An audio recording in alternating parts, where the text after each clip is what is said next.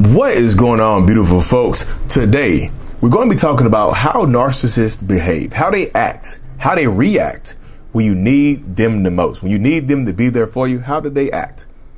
Do they show up? Do they disappear? If you're new here, my name is Lee Hammock. I'm a self-aware narcissist, and welcome to another episode of the Narcissist Code.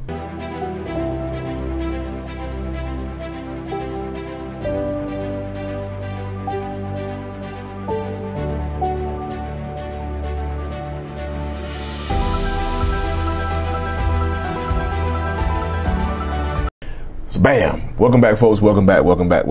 That's the question of the hour, the question of the year, the question of the century, isn't it?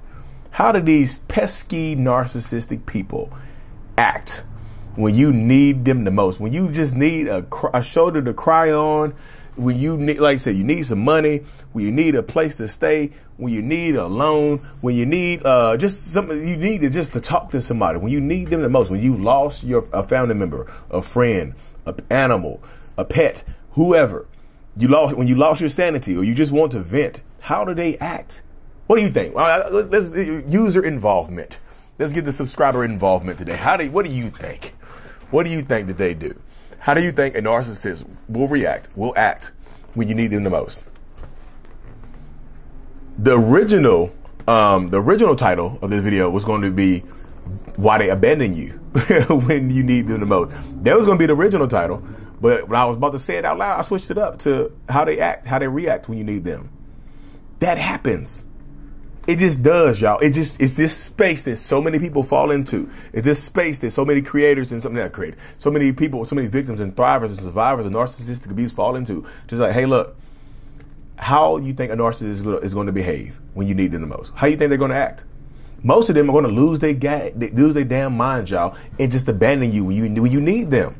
They just are. So now, like I said, the reason I changed it from abandon, because not all of them are going to abandon you. Not all narcissists are going to abandon you when you need them the most.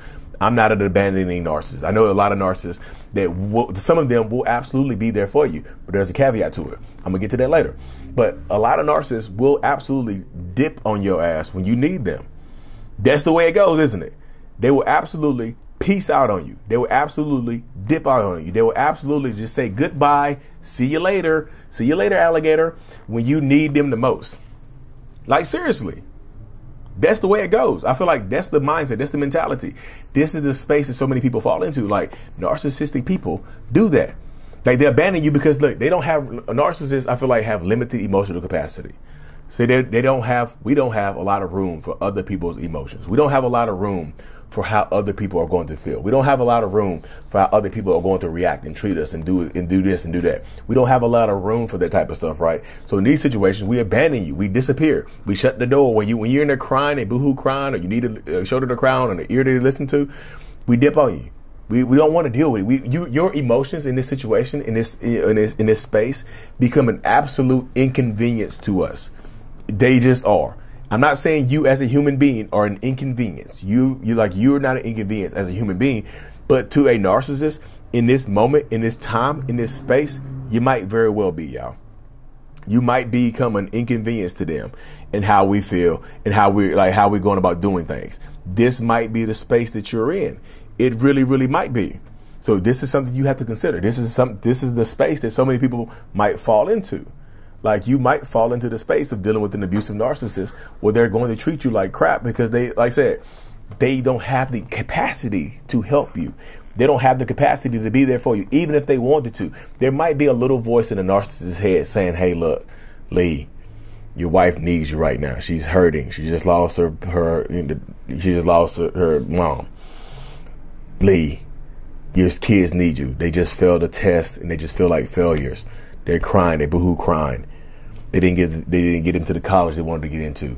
You need to be there for them. Go be there for them. That voice is going on in my head, but then there's a louder voice that says, hell no. We got our own problems. What about me? What about us? What about how we're feeling? What about how we're doing right here? What about this type of stuff going on right here?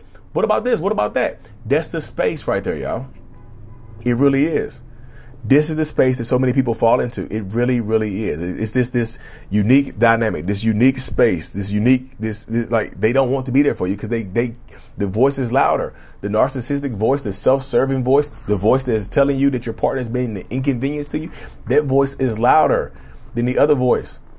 It just is. People are like, damn, but that's kind of crazy. Yeah, it can get crazy. It can get wild. That voice is just being louder. It's being obnoxious.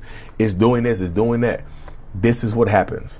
So I share that with you to say this. So many people fall into these spaces. So many people fall into these dynamics. So many people do this and do that. I promise you, this is what happens to so many people.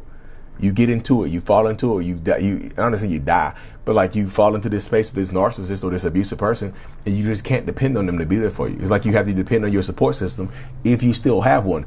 If you haven't been completely isolated, you might very well have a small support system for you right there.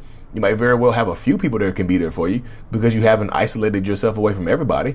There might still be some people, a voice to listen to you, a shoulder to cry on and whatnot. They still might exist for you right now.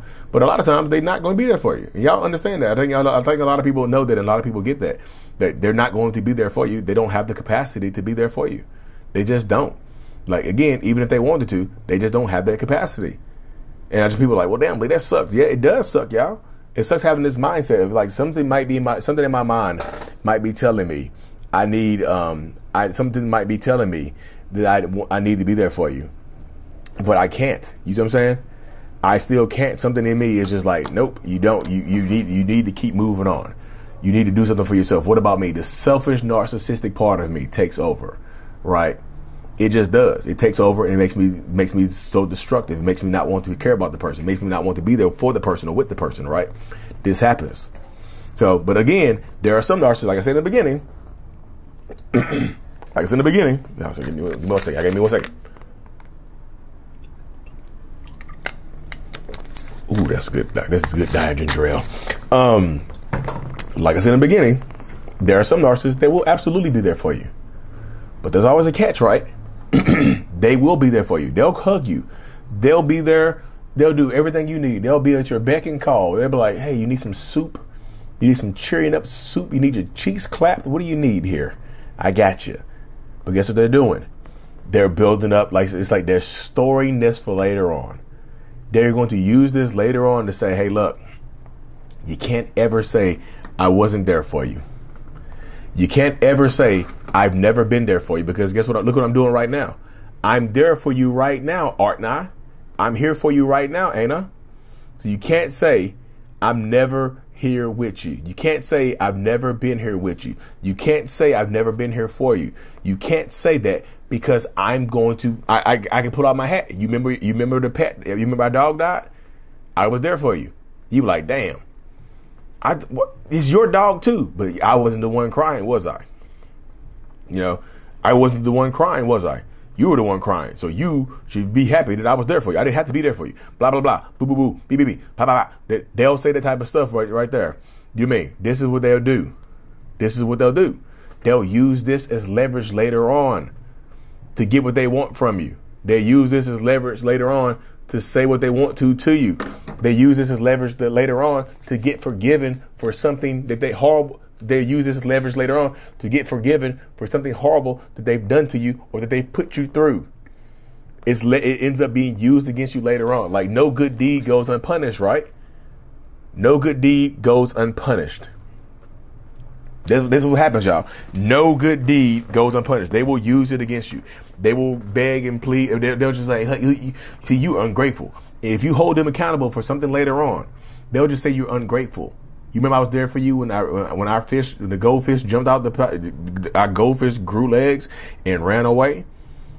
I was there for you, wasn't I? Wow, you forgot. It's so easy how we forget when I was there for you. You can't be here for me. You can't forgive me for one little cheat. You can't forgive me for getting pregnant by this other person. You can't forgive me for getting this other person pregnant. Wow. I see how it is. Wow, you must have never gave a damn about me, huh? You see how that works right there? That's the mentality. You see what I'm saying? That's the mentality. That it really is. I'm just recovering.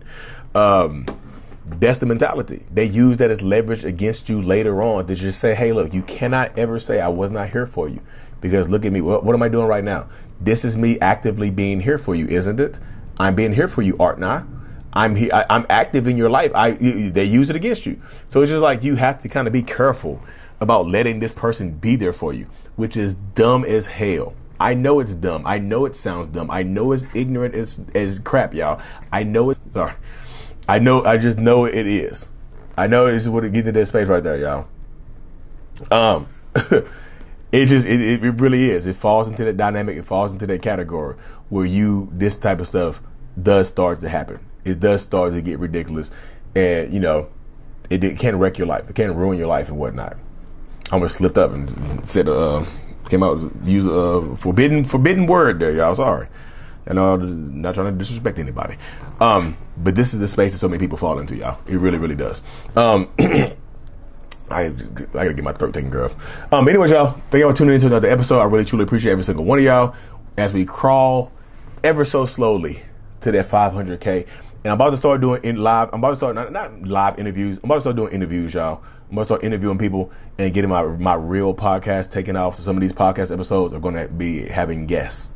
I'm going to be doing like little interviews and things like that. Maybe quick interviews, maybe 15 to 30 minute interviews with people as the podcast from now. What do y'all think about that? Just leave your comments, leave your thoughts and comments in the comment section. Shoot me an email and whatnot. I appreciate every single one of y'all. As always, mental illness is out. Peace. Thank you so much for making it to the end of my video. I am extremely grateful for you. Have no idea. If you haven't already, make sure you go ahead and subscribe to the channel. Helps reach more people. And click on the screen to watch another video or to browse through another playlist. There's also a link on the screen to check out my courses and my support groups to help you heal and understand what you've been through. Thank you so much again. I will see you in the next video. Peace.